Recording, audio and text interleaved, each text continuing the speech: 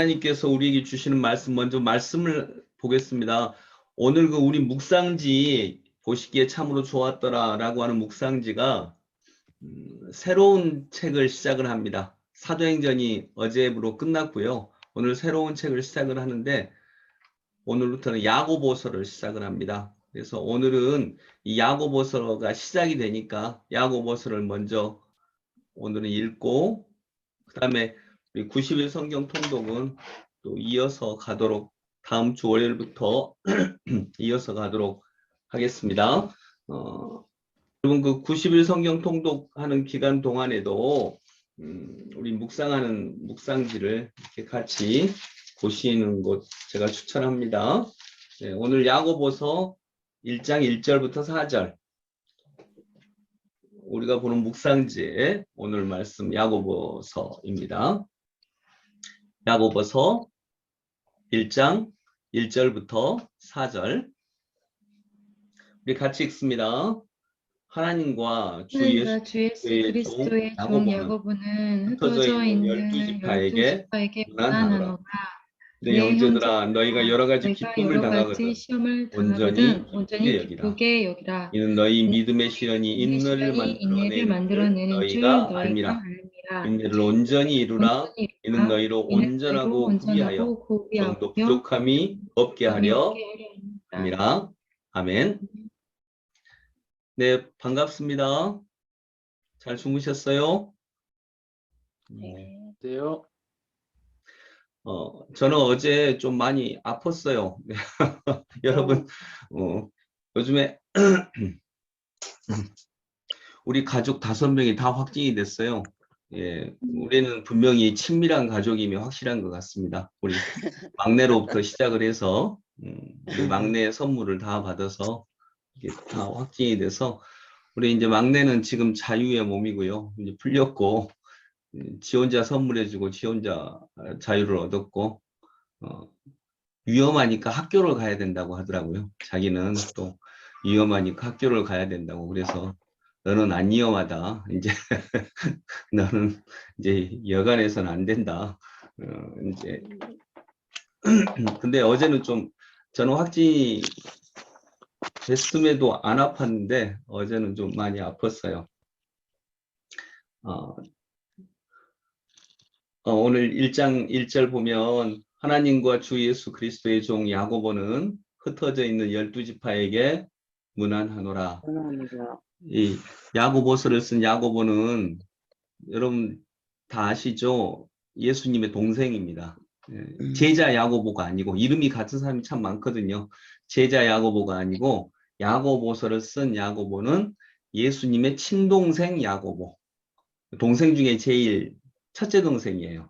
친동생 야고보가 야고보서를 썼습니다. 그래서 마태복음에 보면 예수님의 어머니하고 동생들이 예수님을 찾으러 왔잖아요. 그 중에 한 사람인 예수님의 친동생 야고보이고요. 이 야고보는 사도행전에, 우리가 이전에 읽었던 사도행전에 등장하는 야고보입니다. 요한복음 15장에 사도행전 15장에 예루살렘 공회가 열리는데 그때 의장을 했던 사람이 야고보라고 나오는데요. 그때 의장을 했던 야고보가 예수님의 친동생, 이 야고보서를 쓴 야고보입니다. 그러니까 초대교회에, 예루살렘 교회에 큰 지도자가 2명이 있었어요. 한 명은 베드로, 한 명은 야고보. 이 2명이 예루살렘의 지도자였는데 그 한 명 중에 있는 야고보가 이 야고보, 예수님의 동생 야고보입니다. 그래서 이 동생 야고보는, 예수님의 동생 야고보는 예수님과 함께 자랐잖아요. 어릴 때 모습도 봤고 여러 가지 모습도 봤기 때문에 아마 예수님이 구원자다, 이거 믿기가 어려웠을 것입니다. 여러 가지 모습을 봤으니까요. 근데 예수님이 이제 십자가에 못 박히시고 부활하시고 또 부활하셔서 우리 제자들에게 이 세상에 나타나시고 그의 뜻을 알고, 그래서 이제 지금은 자신을, 저 같으면 그러겠어요. 나 예수님의 동생, 내가 주님이라, 예수님이 주님이라 할지라도 내가 주님의 동생이면 하나님과 주 예수 그리스도의 그 구주였던 주 예수 그리스도의 동생인 나 야고보는 이랬을 것 같은데, 여기서 그분은 자기 형님을 주 예수 그리스도의 종, 내가 우리 형님의 종이다 이렇게 얘기를 해요. 종 야고보는 이런 모습을 보면 정말 예수님은 주님이시구나. 이거 이제 우리가 고백할 수 있을 것 같습니다. 그리스도의 종 야고보는 흩어져 있는, 지금 우리하고 똑같죠? 우리가 흩어져 있죠. 네. 흩어져 있는 12지파에게 문안하노라. 흩어져 있는 12지파라고 하는 실제 12지파라는 의미도 있지만 흩어져 있는 여러 교회, 실은 이게 교회에게 전파된 서시니까요. 흩어져 있는 여러 교회를 12지파라고 하는 개념으로 정리를 한 것입니다. 근데 여러분 12지파라고 하는 개념에 뭐가 들어가 있냐면 그때 우리 사사기와 룻기를 공부하면서 사사기, 룻기가 이렇게 연결되어 있는 제일 중요한 이유가 서로 상호 책임성이라고 했어요. 우리는 각자 흩어져서 신앙생활 하죠. 우리 최명필 집사님은 최명필 집사님 나름대로, 또 정대중 집사님은, 김희경 집사님은, 오현미 권사님은 이렇게 다 나름대로 흩어져서 신앙생활을 합니다. 더구나 요즘에는 더 그렇죠. 그런데 12지파가 흩어져 있지만 수없이 많은 교회가 흩어져 있지만 그리스도를 머리로 해서 함께 있듯이, 그래서 한 사람이 어려움을 당하고 한 사람이 고통을 겪으면 그 일에 대해서 책임성을 갖듯이 이것을 12지파라고 하는 말로 표현을 했죠. 근데 사사기는 그게 다 무너져 버렸어요. 책임지지 않고요. 오히려 서로를 공격합니다. 그러니까 어떤 사람이 약점을 보이거나 어떤 사람이 어려움에 처하거나 또는 그리스도에게서 약간 벗어나 있거나 그러면 책임성을 가지고 그를 붙잡고 사랑을 해주고 인도하고, 그러니까 그렇게 해야 되는데 사사기는 어떤 모습이냐? 공격을 해버립니다. 어떤 사람이 어떤 지파가 벗어났다라고 했을 때 상호 책임성을 갖고 그의 곁에서 함께 기도하고 협력하면서 길을 모색하는 게 아니라 공격해버리고 내전이 일어날 정도로, 이제 안에서 세상과 전쟁하라고 했더니 그것도 영적 전쟁이죠. 영적 전쟁을 하라고 그랬더니 실제로 세상과는 아니고 자기들끼리 실제로 죽이는 전쟁을 할 만큼 타락했는데, 룻기는 그 상호 책임성을 드러내는 거예요. 고엘 제도라고 해서 가족 중에 어려움을 당한 사람이 있으면 가장 가까운 친척이 그를 책임진다라고 하는 상호 책임성이 드러나는 거거든요. 이게 12지파의 의미입니다. 흩어져 있는 12지파. 그래서 12지파는 흩어져 있지만 함께 있죠. 이것이 신앙의 핵심적인 내용이기도 합니다. 2절에 내 형제들아, 그래서 우리를 형제라고 합니다. 형제. 네, 형제는 바로 그런 상호 책임성이 있으니까요. 내 형제들아, 너희가 여러 가지 시험을 당하거든 온전히 기쁘게 여기라. 그래서 시험을 당할 때에 하나님의 종 야고보가 시험을 당하고 있는 형제들에게 말하고 있는 거죠. 온전히 기쁘게 여기라. 이제 상호 책임성을 통해서 그리스도의 말씀을 밝혀주는 것입니다.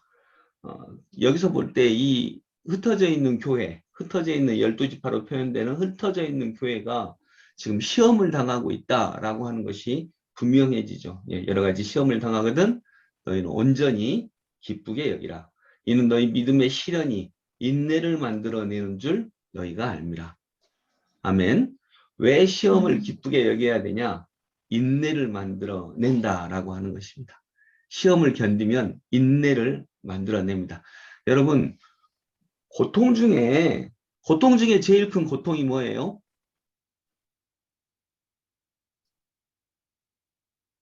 나는 안 당해봤지만, 저는 안 당해봤지만 들은 중에 고통이 제일 큰 고통.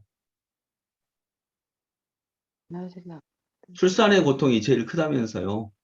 예. 예, 오현미 권사님 적극적으로 말하잖아요. 그래서 한 분밖에 안 낳나 봐요. 우리 신선희 집사님 4명이나 낳고도 지금 또 낳으려고 애를 쓰고 있는데, 그 고통 중에 제일 큰 고통이 출산하는 고통이래요. 저는 안 당해봤지만 그냥 그렇게 들었어요. 엄청나게 아프다고 난 그렇게 들었어요. 네. 출산의 고통이 제일 커요. 근데 출산의 고통은 그냥 단편적으로 말하면 두 종류가 있어요. 하나는 출산의 고통, 하나는 장례식의 고통. 근데 장례식의 고통은 끝나버린 고통이에요. 즉 그분을 다시는 만나지 못한다는 고통, 닫혀진 고통이죠. 근데 출산의 고통은 생명을 출산하는 고통, 그 고통을 통해 생명이 일어나요. 그러기 때문에 기쁨도 있어요. 그러니까 우리가 당하는 고통이 어떤 고통은요, 그냥 그 고통으로 끝나는 고통이 있는데 또 어떤 고통은 그 고통으로 인해서 생명이 잉태되고 기쁨이 일어나고 소망이 생기고 그런 고통이 있다는 거죠. 저는 여러분들이 당하는 고통이 우리 그리스도인들이 당하는 고통이 다 출산의 고통이기를 소망하고 예수께서 그렇게 인도하여 주실 거라고 믿습니다. 그냥 그 고통으로 끝나는 고통이 아니고요. 근데 출산의 고통이 더 커요? 장례식의 고통이 더 커요? 실제 육신 고통으로는 예, 출산의 고통이 훨씬 크죠. 예. 근데 그 출산의 고통이 훨씬 크지만 그것은 소망을 만들어냅니다. 그래서 인내할 수 있어요. 막 견디잖아요. 예. 그래서 너희 믿음의 시련이 인내를 만들어내는 줄 너희가 알미라. 인내를 온전히 이루라. 4절 인내를 온전히 이루라. 인 너희로 온전하고 구비하여 조금도 부족함이 없게 하려 함이라. 아멘. 인내를 온전히 이루면 부족함이 없는 사람이 된다고 합니다. 그래서 부족함은 흠이 없고 완전하다 이런 의미는 당연히 아니겠죠. 우리 인간은 그럴 수 없으니까. 여러분 기독교의 온전함은 기억해야 되는 게요. 불교의 온전함, 불교의 영성은요. 내가 어떤 경지에 이르는 것입니다.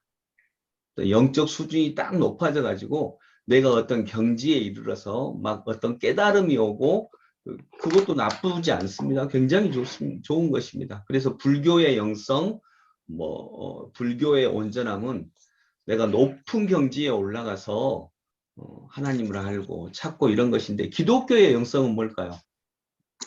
기독교의 영성은 내가 어떤 경지에 이르는 게 아니라 꼭 기억을 하셔야 됩니다. 기독교의 영성은 내가 여전히 주님과 연결되어 있느냐예요. 계속 주님과 관계를 맺고 있느냐. 그래서 오늘도 주님과 대화를 나누고 그분과 관계를 맺고 특별히 내가 어떤 결정을 할 때 어제 우리가 다윗을 공부했던 것처럼 주님께 여쭤보고 계속 연결되어 있느냐. 이것이 훨씬 더 중요한 내용입니다. 기독교의 영성은 그것입니다. 예수 그리스도와의 연결이 끊어지지 않는 것. 그래서 주님과의 연결이 끊어지지 않는 것을 기독교에서는 뭐라 그런다고요? 온전함, 부족함 없음 이렇게 얘기합니다. 왜냐하면 주님이 우리를 그렇게 인도해 가실 것이기 때문입니다. 아멘. 그래서 4절 말씀처럼 여러분 시험이 왔을 때 이 시험으로 꼭 인내를 만들어내서 그 인내가 우리를 부족함 없는 은혜로 인도해 가시는 오늘도 그래서 우리들의 삶에 부족함이 없는 하나님의 은혜가 가득하기를 소망합니다. 우리 찬송 한 곡만 더 하고 우리 함께 기도하도록 하겠습니다. 89장, 찬송가 89장. 여러분 그 무궁화꽃이 영어로 뭐라고 하는지 아세요?